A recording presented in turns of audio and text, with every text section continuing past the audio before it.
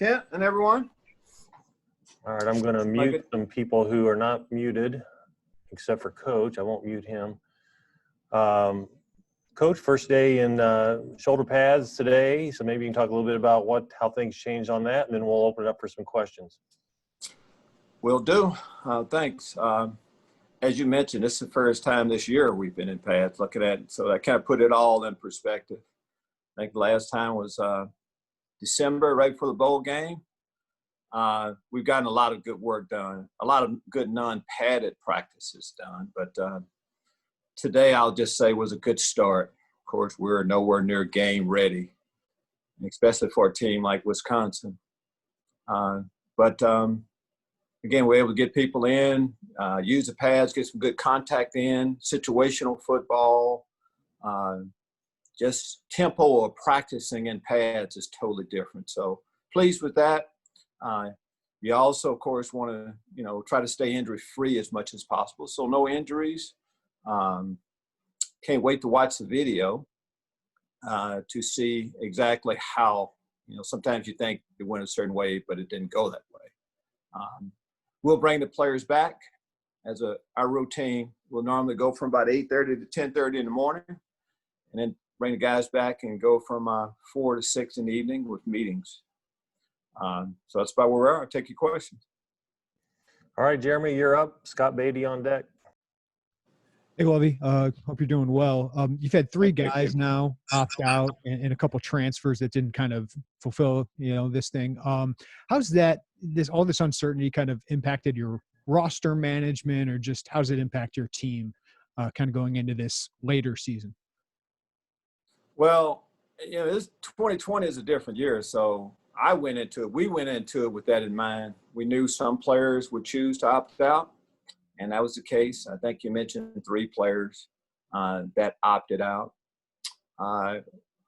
One was a surprise to me, more of a surprise than others. But, you go through a season, you have a roster put together, and injuries hit you unexpectedly. So you have to be able to go on. So that's how we've handled it. When you mentioned 3, I'd forgotten how many that actually had, because the group we have now, they're pretty locked in. This group, a lot of guys were really working hard to be able to have the right to play football. So now they're getting their wish. So that's how we looked at it. And I know you guys, keep this number to yourself, or you might have a different number than we have, but how does this impact your scholarship limit, or how you kind of move forward with, what you do with your scholarships moving forward? We do have a plan, and really with everybody getting a year back, I think most teams now are going to be in great shape. That would be the case for us. So, in an ideal world, everybody get an extra year coming back. I think most of those rosters will be, of course, full, a little stacked. So that should just make things easy, just in general. I know we eventually have to get back down, and we have a plan for that. But right now, it's just about what we have right now, the more bodies we have available, and then after we bring our next group in. Probably too late to add to this roster, right? I'm sorry? Probably too late to add to the roster. Yeah, we won't be adding any more right now. It's past the time. What most schools deal with a little bit is you continue to add people to your roster if they can get into school. And right now, everything's pretty closed down, so we won't be adding anyone else, at least with this group. Okay. Thank you, Lovie. Hey, Scott Beatty, Joey Wagner on deck. Hey, Lovie, first on pads, what are the types of things that you can start to see in pads that you couldn't before? Some of the obvious stuff, just guys hitting. It's not a 7-on-7 league, not flag football. So it's just that, the skill guys have really benefited for some of this time. As I said, a lot of 7-on-7 work, but we haven't had any contact. So anything related to contact is what you start to see, whether that's wide receivers going against DBs, getting off of blocks. Of course, it's not like we were going to do a lot of scrimmaging the first day, but just O-line, D-line.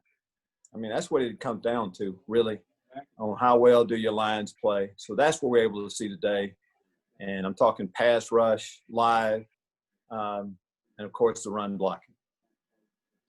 And then Kirby Joseph switching over to wide receiver. What drove that for you guys?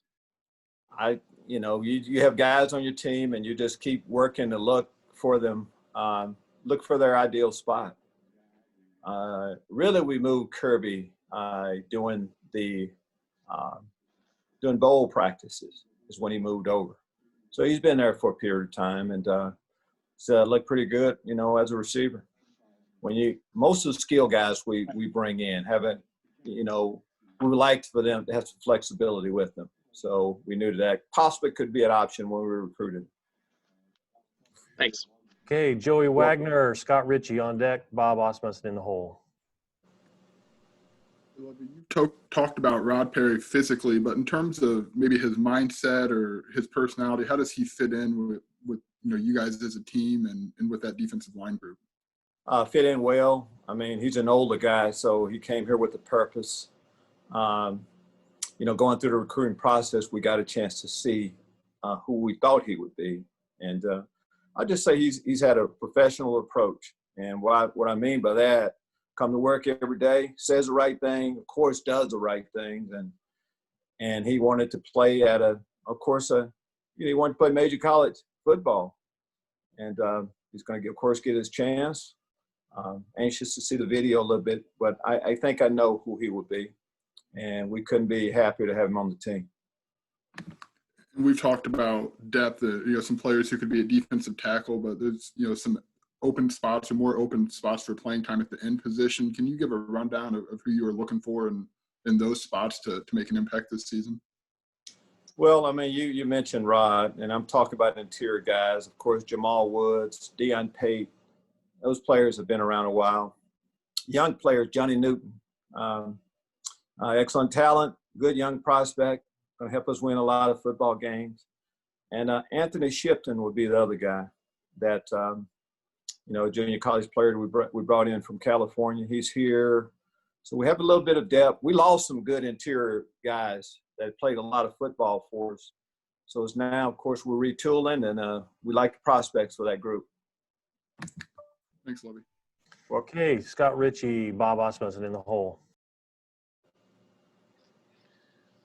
Lovie, with Rod Perry being one of the later additions to your team, just when you got him, how did that maybe change the way you viewed that defensive tackle position and maybe what you'd be able to do with it this season? Well, by going after a player, like Rod, we felt like we needed, some help. We talked about the guys that graduated. So we felt like we wanted to add some guys.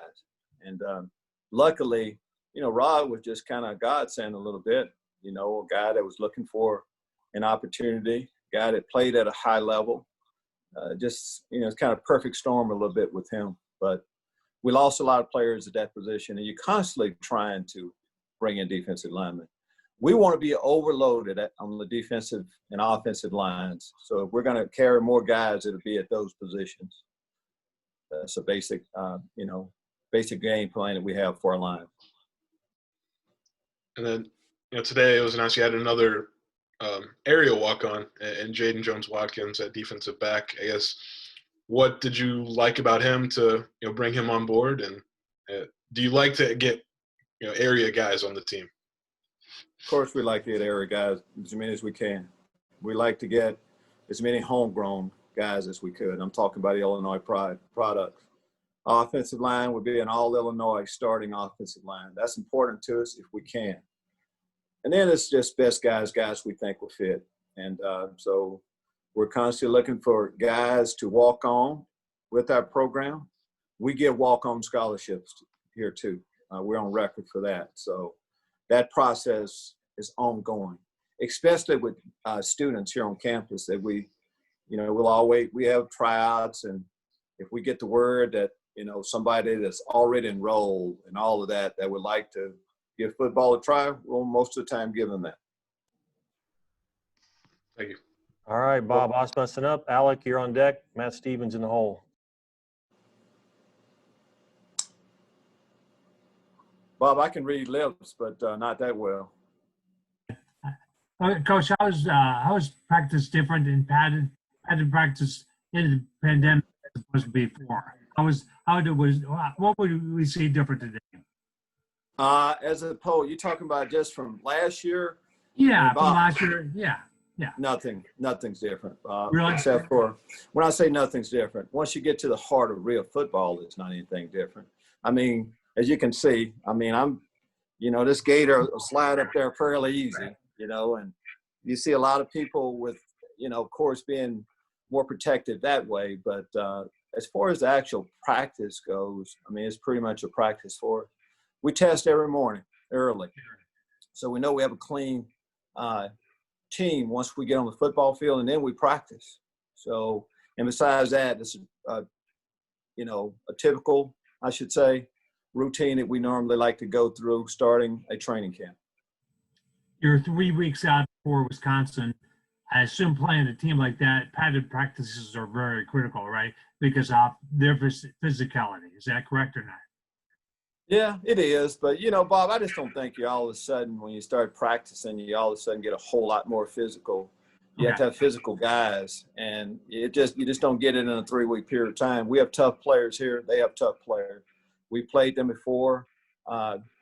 They haven't changed. They have their same offensive and defensive system, special teams in place. We have all 3 of ours still in place. So we know each other well. We're both going to get ready to go. Paul Chris does a super job. We'll be ready to play them again. Last thing, how much what are you going to do the rest of the week in terms of padded practice? Is it every day, or are you going to kind of hidden, up and down? No, we won't be going every day. We have a routine that we go through, but we won't be practicing every day. A few things is when we say how is training camp different, there's a 20-hour week that we're Right. working with. So we have to kind of stay within that limit, which we'll do. As a general rule of players, 7-week period of time, of course, we have to get them one day off, and the other day will be more geared towards walkthroughs and things like that. We have more than enough time to get ready to be, I think, even more ready than previous years, because it seemed like we've been practicing forever. Okay. Thanks, Coach. Welcome. Okay, Alec, Matt, and then Nico will wrap it up today. Hey, Coach, thanks for doing this. I know you've spoken a little bit about Rod Perry and the impact you think he might have, but what do you think his biggest challenge might be adjusting to this higher level of college football in the Big Ten? Well, when you say higher level in the Big Ten, Jerry Rice, Doug Williams, you go through a lot of guys that have played at historically, black universities. And, football is kind of football. Rod's a strong athlete that, most of the time, a lot of schools like that, they play a couple of games. So I think if you ask him, he's been playing football all of his life, and he's changed area codes. Not much is going to change from that. Second question, I know you speak a lot about Jamal Woods' leadership. What do you think he can kind of provide, or the impact he has on some of the younger guys like Keith Randolph or Seth Coleman, a Moses, or even like an Anthony Shipton or Johnny Newton? Well, I think it's, just as a whole, when you've been around here a long period of time like Jamal has, and you understand your role, and that's to, lead by example as much as anything. He does a great job of that. He's also a good football player. You're a young player coming in. You're looking for, hey, which way do I go? I want to be like that guy. We have a leadership council on our team. Of course, he's a part of it. And, again, I've been around him for a long period of time, comes from a great home. He checks off every box. Looking forward to him having a real good football season. The thing that has really stopped Jamal from really elevating to that next level has been, minor injuries. We hope he can be injury-free this year. And then last one I have, Isaiah Gay really kind of broke out a lot in the last 4 games last season. Is there anything that you're kind of really looking for this season out of him, and he continues his progression? Just that. He's played a lot of ball too. Seemed like yesterday he and Bobby Roundtree was starting their freshman year, first game. And now this is his senior year. All the talent in the world. Isaiah Gay is one of the strongest guys, over 600 squatter, every number. He's about as good as anybody in the country. He can run. Injuries he has to avoid too. And then it's time for him to play like a guy that's played 3 years before. And this is his senior year. I want to show people that I belong up in that, that top group. Okay, thanks, Alec. Matt Stevens, and then Nico. Lovie, I wanted to ask you about the at least positional listing change for Delaney Ware. You talked about it a little bit with Derek Smith, how those positions are kind of first cousins. And I'm curious if you think Delaney can get into the mix with linebackers maybe behind your starting three guys and really provide you some depth there. I absolutely think that Delaney Ware can do more than just provide depth. In an ideal world, we feel real good about our two deep. And when I say feeling good about your two deep, and that's if they start for you, you're okay with that. That's definitely the case with Delano. Delano could play the Sam or the wheel position for us. I kind of consider us having 4 starters, really. We consider him being one of them. So early practices on what we've done so far, he's looked pretty comfortable there, made a lot of plays, and he didn't disappoint today. So he's definitely part of the mix. Looking forward to see exactly what he'll do. And when you led me into my next question, which was your confidence in your two deep, I wanted to ask you about your pass rushers at defensive end and maybe who you see down the line in that two deep beyond your starters that you might be excited about that maybe haven't played a lot of ball yet. Well, I can't think of many years when I said, man, our pass rush has just been exactly how we wanted it to be. Right. Maybe when Julius Peppers was one of the defensive end. But so you're always trying to you want a little bit more from that. And, we're about a 4-man pass rush first. So it kind of starts with that. Saying that, I think some of the guys, we mentioned Jamal Woods earlier. Jamal came in as defensive end. He's a good matchup for guards, a little bit more quickness and things like that. We talked about all the other guys. Owen Carney also in the mix. He has looked good in practices. But Seth Coleman is a guy that has a chance. So if you ask me to talk about a guy that, no one has really talked a lot about, know a lot about him because he hasn't played a lot, he's got a chance to kind of get up into that mix. Mark Mondas as a, outside pass rush has played some. I think we've kind of gone over some of the other guys. Keith Randolph, I'm going to mention him also. So we have a good group of young guys. It's time for them to step up, and I think they will. Thank you, sir. Appreciate it. Welcome. All right, Nico, we'll let you wrap it up today. Coach, kind of building off of that, you mentioned that two deep offensive line should be a strength for you guys this year. How important is it going to be for those guys to get to go up against a line every day that talented that they, that could help bring their game to the next level before the season starts? I think it's very important. And going back to Rod Perry, that's one of the reasons why Rod Perry came here too. He knew that every day going against, Doug Kramer, Kendrick Greens of the world, that would help his game also. But, talk a lot about defense today.